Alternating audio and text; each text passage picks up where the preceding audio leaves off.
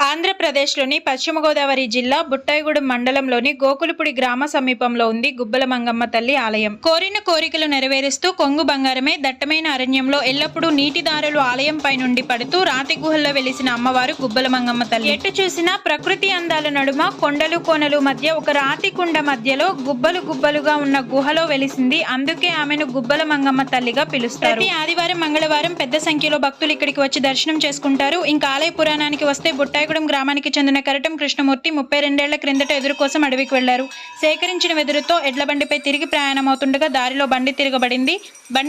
దాని గురించి ఎంత ఆలోచించినా కృష్ణమూర్తికి అంతు చిక్కలేదు. బండి ఎత్తుకొని తిరిగి ఇంటికి చేరి ఆ రాత్రి నిద్రిస్తున్నప్పుడు మంగమ్మ తల్లి కలలో కనిపించి అడవిలో సెలయేటి మధ్యన ఉన్న రాతి గుహలో ఆమె కొలువై ఉన్నట్లు చెప్పిందని వెంటనే ఆ కలలో ఉంచి మేలుకు వచ్చి కృష్ణమూర్తి తెల్లవారుజామున గ్రామస్తులతో కలిసి అడవికి వెళ్లి గుహలో చూడగా మంగమ్మ తల్లి కొలువై ఉంది. స్వయంభూగా వెలిసిన అమ్మవారి ఆలయానికి కాలక్రమేణా విశేష ఆదరణ